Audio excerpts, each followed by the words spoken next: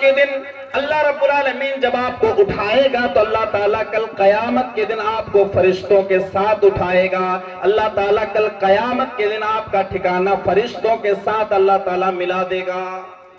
فرشتہ کون ہے معلوم ہے؟ فرشتہ وہ ہے جو اللہ کی کبھی کوئی گناہ نہیں کرتا ہے. وَيَفْعَلُونَ مَا يُؤْمَرُونَ. فرشتوں کی صفت اللہ تعالیٰ نے بیان کیا کہ فرشتہ وہ ہے جو کبھی بھی اللہ تعالیٰ کی کوئی معصیت کرتا ہی نہیں, اللہ کی نافرمانی کرتا ہی نہیں. ایسی مخلوق کے ساتھ آپ کو اٹھایا جائے گا.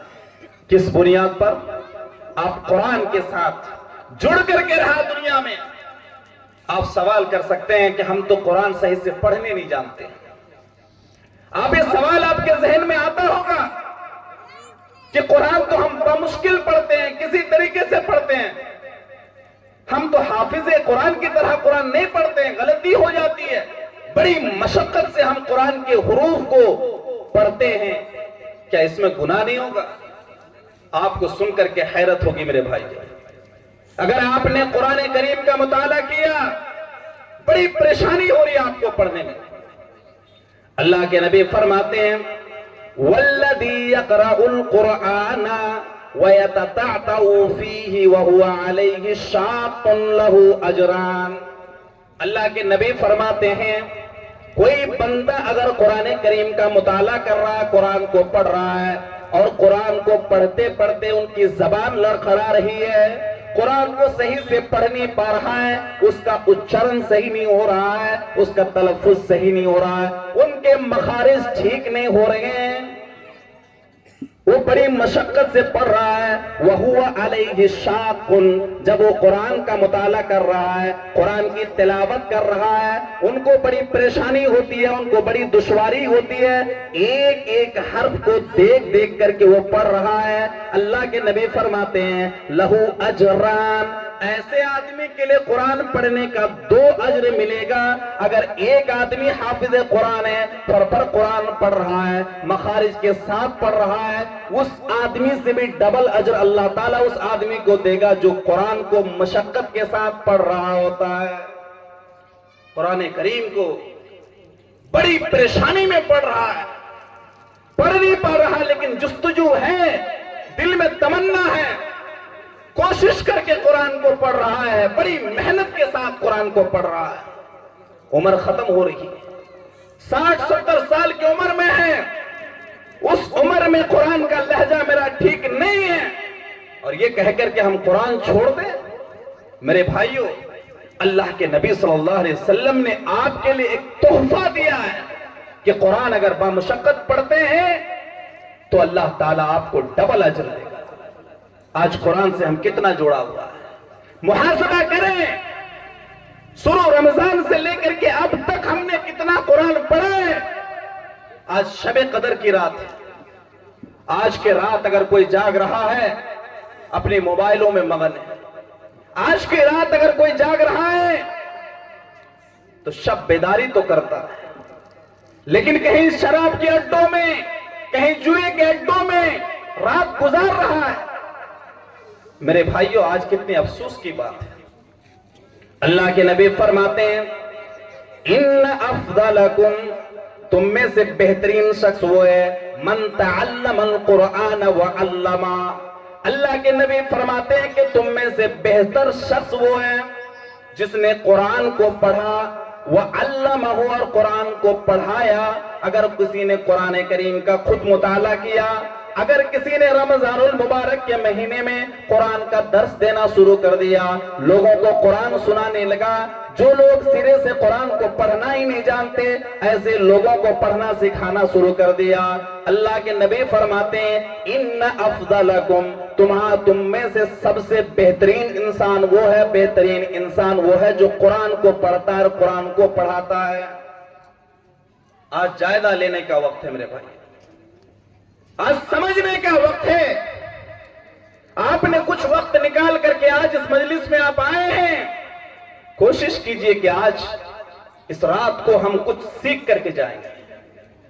آپ ٹٹولیے اپنے اندر, شروع رمضان سے لے کر اب تک کتنا قرآن آپ نے پڑھا ہے, صرف اتنا ہی نہیں، آپ اپنے آپ کو ٹٹولیں، اپنے آپ سے سوال کریں، اپنے آپ سے پوچھیں کہ رمضان المبارک کے مہینے کا 2 حصے سے بھی زیادہ گزر چکا ہے، ہم نے کتنے دن تراویح کی نماز ادا کیا ہے، کتنے دن ہم رات میں کھڑے ہو کر کے اللہ کے سامنے دعا کیا ہے، اللہ رب العالمین سے پرستش کیا ہے، اللہ رب العالمین سے دعا کیا ہے، رات میں اکیلے اٹھ کر کے مسجد میں چلے گئے اور رات میں اللہ سے سرگوشی کرنے لگے، اے اللہ میں نے دنیا کے اندر بہت ساری برائیاں کی ہیں، اے اللہ ایسی ایسی برائیاں میں نے کی ہیں جو برائی صرف تو ہی جانتا ہے، دنیا والوں کے نظر سے چھپ کر کے میں نے برائی کیا تھا، رات کے اندھیرے میں سب سو رہا ہے، اے اللہ آج تیرے در پہ میں آیا ہوں، اے اللہ تم معاف کر دے، اللہ تو ہمیں مغفرت دے دے،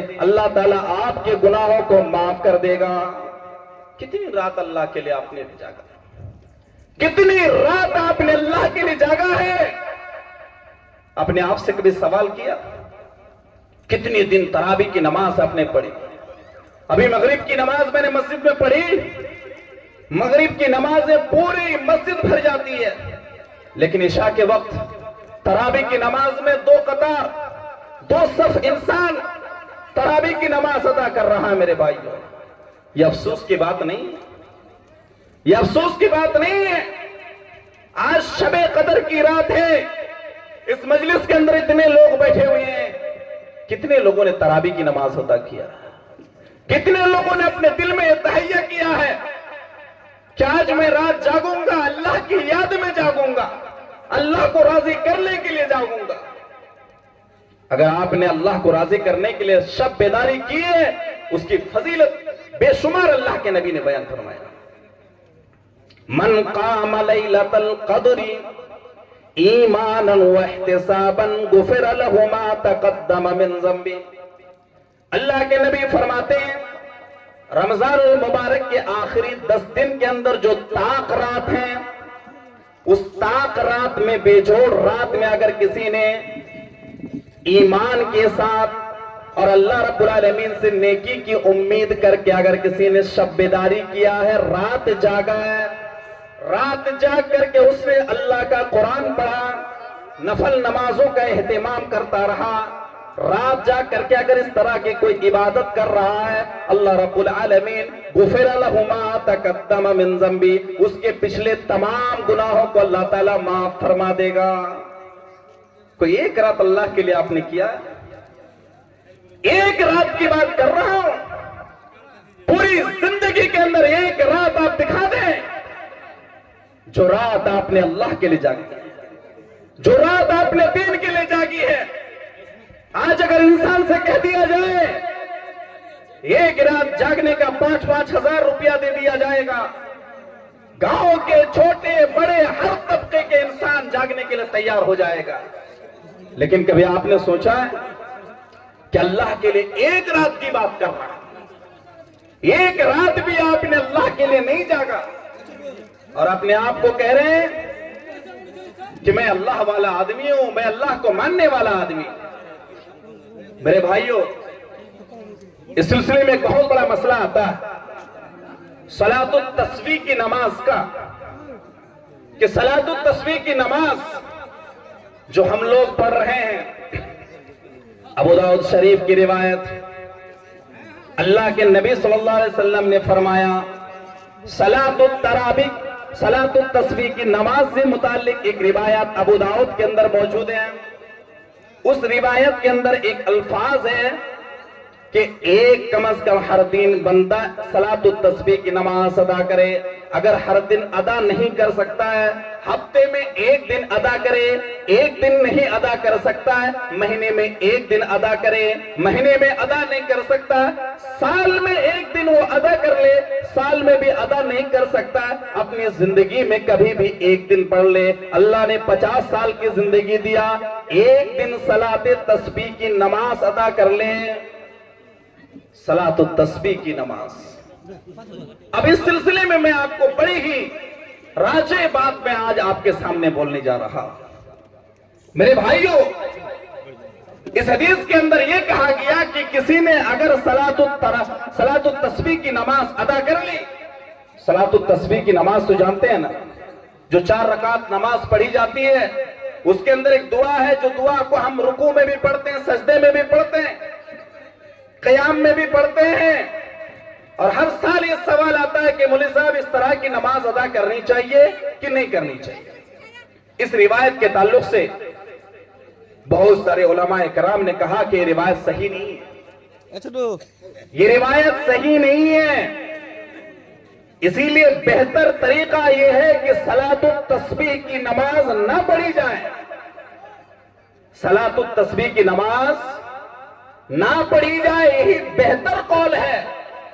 لیکن علامہ البانی رحمت اللہ علیہ نے اس حدیث کو صحیح قرار دیا، اس حدیث کو صحیح قرار دیا علامہ البانی رحمت اللہ علیہ نے، لیکن زیادہ تر لوگوں نے کہا ہے کہ صلاۃ التسبیح والی نماز والی جو روایت ہے وہ روایت صحیح نہیں ہے، اسی لیے بہتر یہ طریقہ ہے کہ آپ صلاۃ التسبیح کی نماز ادا نہ کرے، صلاۃ التسبیح کی نماز نہ پڑھے، ان سے بہتر ہے کہ آپ نوافل کا اہتمام کریں۔ میرے بھائیوں، تھوڑا ڈسٹرب مت کرنا، اتنا ڈسٹرب کیسے تک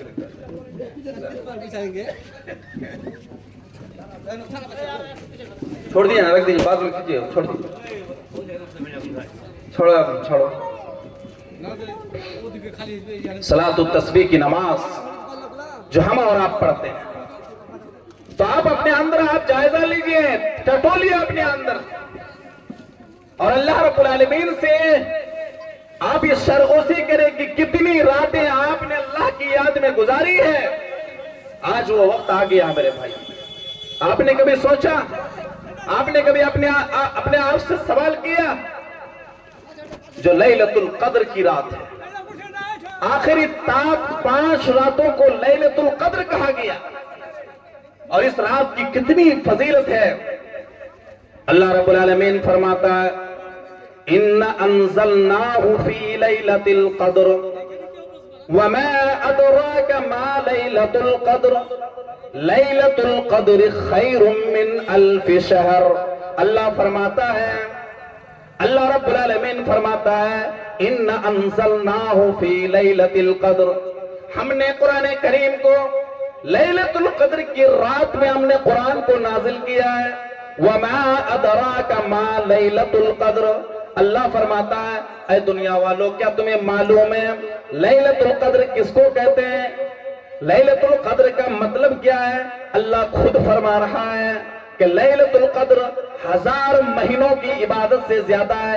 ایک رات اگر کوئی جاگ لیتا ہے، ایک رات اگر اللہ رب العالمین کے لیے جاگ لیتا ہے، اس رات میں اللہ کی عبادت کرتا ہے، نوافل کی اہتمام کرتا ہے، اس رات میں وہ دنیا والوں سے کٹ کر کے اللہ سے سرگوشی کرتا ہے، اللہ سے دعا کرتا ہے، اللہ رب العالمین کی دعا میں مگن ہو جاتا ہے، اس ایک رات کی عبادت آپ کی پوری زندگی کی عبادت سے بہتر ہے۔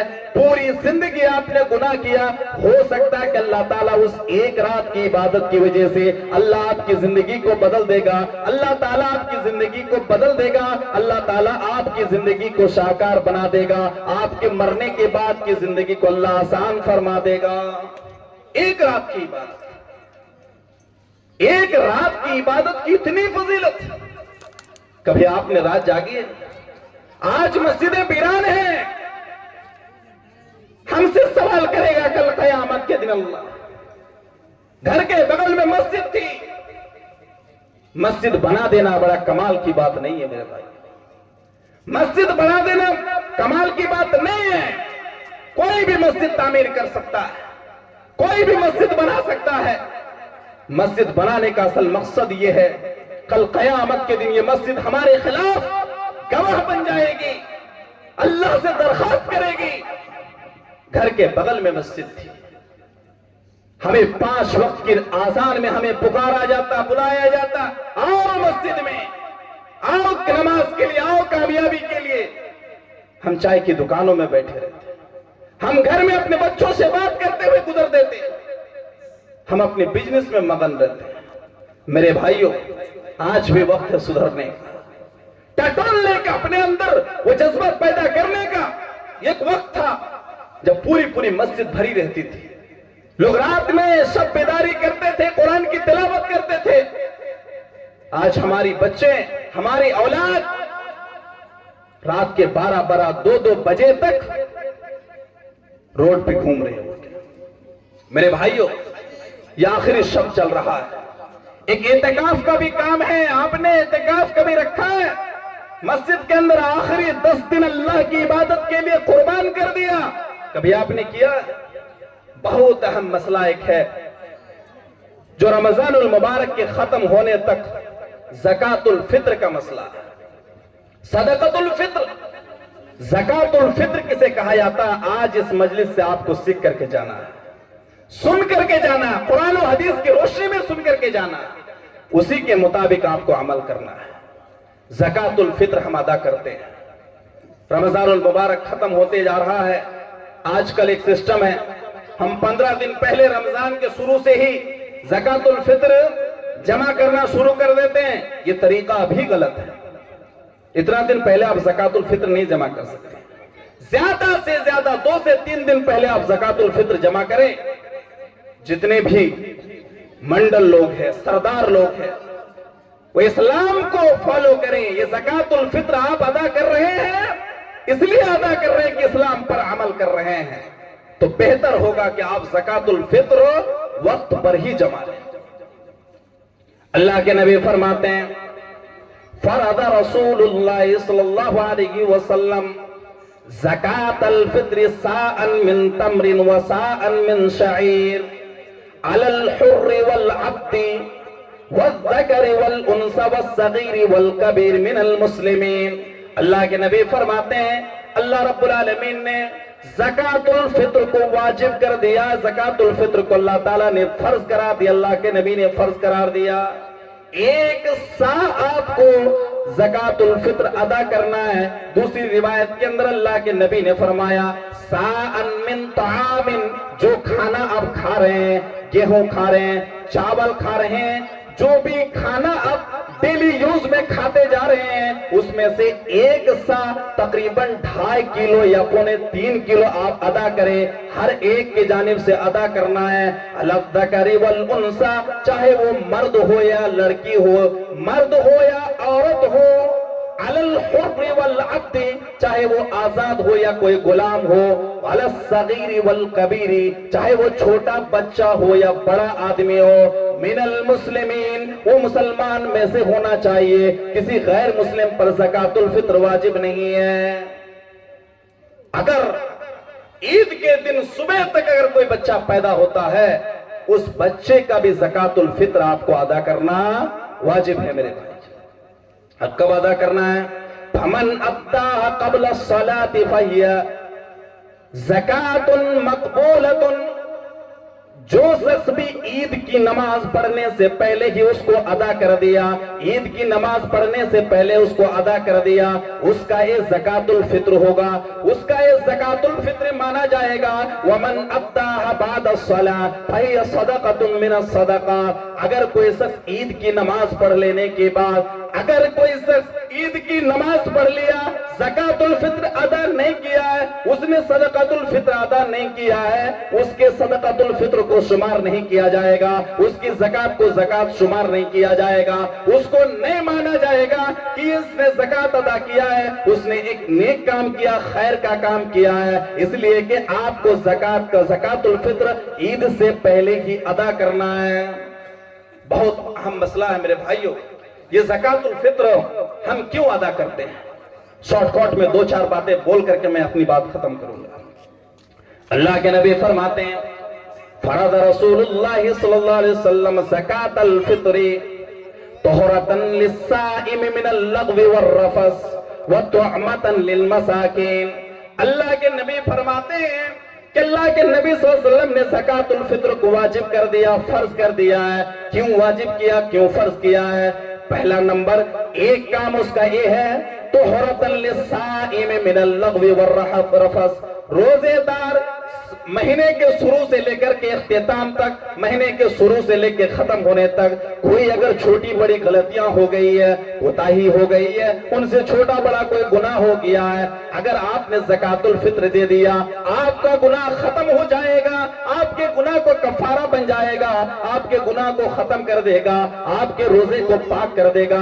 दूसरा रीजन अल्लाह के नबी ने फरमाया वतुअमतन लिलमसाकिन, ये मिस्कीन का खाना है, ये मिस्कीन का खाना है। गरीब और नातवा इंसान जो हमारे ही पड़ोस में रहने वाले इंसान है, हमारे गांव में रहने वाले इंसान है, अगर ईद के दिन की खुशी में वो शामिल नहीं हो सकता है, गांव के सरदारों सुनो, गांव के मंडल सुनो, ईद के दिन की खुशी में आपको उसको भी शामिल करना है। आपके अड़ोस पड़ोस में कोई यतीम है, आपके अड़ोस पड़ोस में कोई गरीब है, कोई मिस्कीन है, कोई नातवा है, आपकी जिम्मेदारी है ईद की नमाज से पहले पहले उनके घर में आप उनको पहुंचा दे, उनको आप दे दे, ताकि आपकी ईद की नमाज में वो शरीक हो सके। अगर कोई इंसान, अब एक सवाल ये पैदा होता है, अगर कोई इंसान ईद की नमाज के बाद सदक़तुल फित्र वितरण कर रहा है, बांट रहा है, उस दलील के मोहताज है मेरे भाई। मेरे इल्म में नहीं है, ऐसा कोई सिस्टम ही नहीं है, अल्लाह के नबी ने कहीं कोई हदीस में नहीं मज़कूर है कि ईद की नमाज के बाद सदक़तुल फित्र को तकसीम किया जाए। और एक बहुत ही कड़वा मसला है मेरे भाई, बोलना पड़ेगा, बहुत ही कड़वा मसला है। वो मसला ये है कि मदरसे के लिए अगर कोई ईद-उल फित्र का, सदक़तुल फित्र का ज़कात लेने आ रहा है, जो आदमी भी लेने आ रहा है, तमाम सरदारों से मेरी अपील है, आप उनसे दलील का मुतालबा करें, आप उनको बताएं मदरसे के लीजिए कोई बात नहीं है, लेकिन जरा दलील दे दीजिए कि सदक़तुल फित्र में या ज़कातुल फित्र में आपका भी हक है, मदरसे के भी हक है, मस्जिद का भी हक है, कब्रिस्तान का भी हक है, आप दलील दे दीजिए। चैलेंज है इस चीज की कि अल्लाह के नबी सल्लल्लाहु अलैहि वसल्लम ने कहीं कोई हदीस में नहीं कहा है, कोई तावील भी नहीं कर सकता है, इस तरह का कोई सबूत नहीं है, लेकिन अलल ऐलान ये काम हम और आप कर रहे हैं मेरे भाई। एक आखिरी मसला कह के अपनी बात खत्म करूंगा कि आज हम और आप तो ज़कातुल फित्र के मसले में उलझे रहते ही, हर साल सवाल करते हैं, मौलवी साहब पैसा दे सकते हैं कि नहीं दे सकते, ज़कातुल फित्र में पैसा दे सकते हैं कि नहीं दे सकते। मेरे भाइयों, उलमा ने यहां तक फतवा दिया है, कोई इंसान अगर एक दिन का खाना खरीद के खा रहा है, आज चावल खरीद के लाया शाम में, कल के चावल उसके पास नहीं है, वो इंसान क्या करेगा, पैसा दे देगा?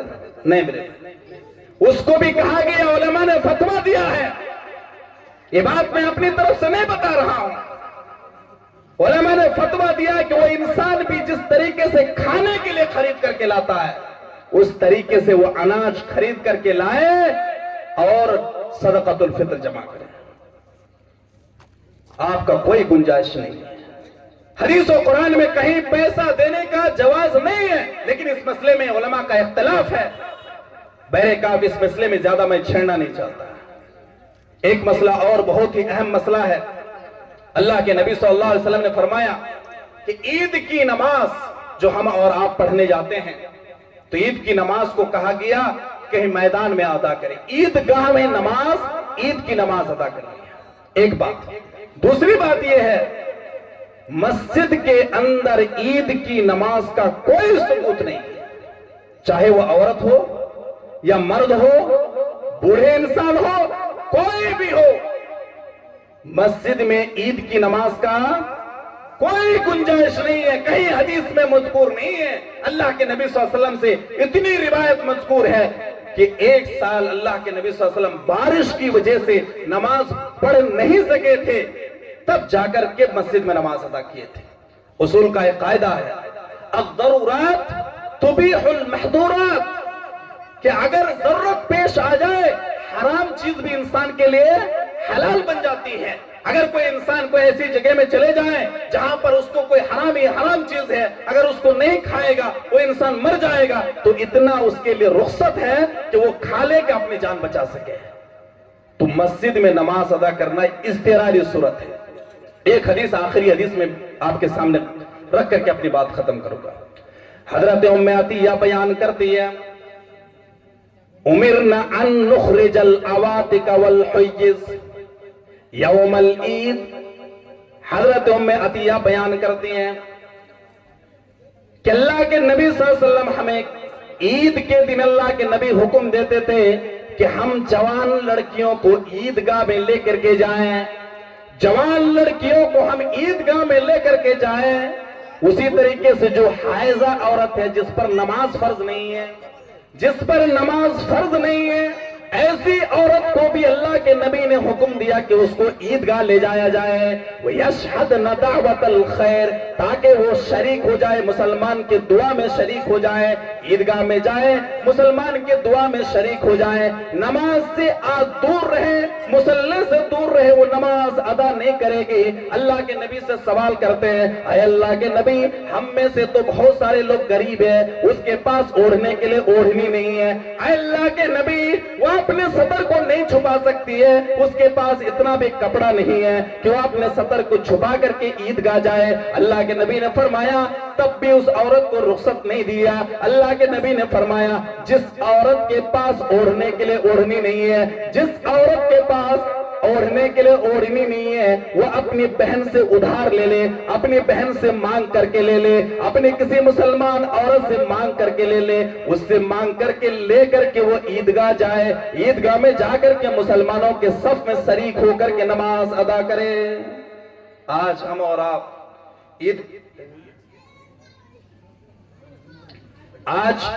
آپ ہماری عورتیں عیدگاہ جاتی ہیں، بڑے سوال کھڑا ہوتا ہے کہ عورت آج عیدگاہ جا رہی ہے، بہت فتنے کا باعث بن سکتا ہے. لیکن ڈیلی ہمارے گاؤں سے 50 سے 100 عورتیں مارکیٹ میں مارکیٹ کرنے جاتی ہے، تب کوئی سوال نہیں ہوتا.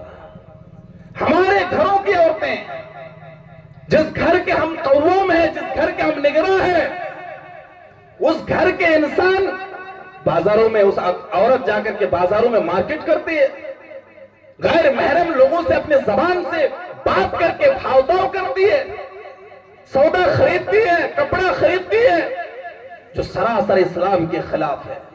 تب جا کر کے ہمیں برا نہیں لگتا. میرے بھائیوں، آج ضرورت اس بات کی ہے کہ ضرورت اسی وقت تک اسلام کے لیے، ضرورت تک ہی آپ مسجد میں عورتوں کو نماز پڑھا سکتے ہیں. اگر آج عورت مسجد میں نماز پڑھ رہی ہے اور پورے گاؤں کے لوگ سوئے ہوئے ہیں، پورے گاؤں کے ذمہ دار سوئے ہوئے ہیں، اس کی بندوبست کے لیے بندوبست کرنے کے لیے کوئی تیار نہیں ہے، کوئی نہیں چاہتا کہ عیدگاہ کی زمین خریدی جائے، تو پورا سماج گنہگار ہوگا. میرے بھائیوں، پورے سماج کے لیڈر گنہگار ہوگا، پورے سماج کے لوگ گنہگار ہوں گے. اس لیے آپ کوشش کیجئے کہ جب تک مجبوری ہے تب تک اس کام کو انجام دیا جا سکے، یا اس سے بہتر یہ ہے کہ آپ عورتوں کو بھی میدان میں لے کر کے جائیں. جہاں خالی جگہ ہے آپ وہاں عورتوں کو بھی مرد کے پیچھے میں ڈبل جماعت کر لیں، لیکن آپ عورتوں کو عیدگاہ میں لے جا کر کے ہی نماز ادا کرے. اس طرح سے مسجد کے اندر آپ اہتمام نہ کریں، کیونکہ اللہ کے نبی صلی اللہ علیہ وسلم سے کہیں بھی کوئی روایت ثابت نہیں ہے. یہی سے میں اپنی بات کو ختم کرتا ہوں اور اللہ رب العالمین سے دعا کرتا ہوں کہ اللہ تبارک و تعالی ہم تمام لوگوں کو صحیح فہم عطا فرمائے، ہم تمام لوگوں کو اسلام سمجھنے کی توفیق عطا فرمائے اور اس کے سمجھ کر اس پر عمل کرنے کی توفیق عطا فرمائے. وآخر دعوانا ان الحمدللہ رب العالمین والسلام علیکم ورحمۃ اللہ.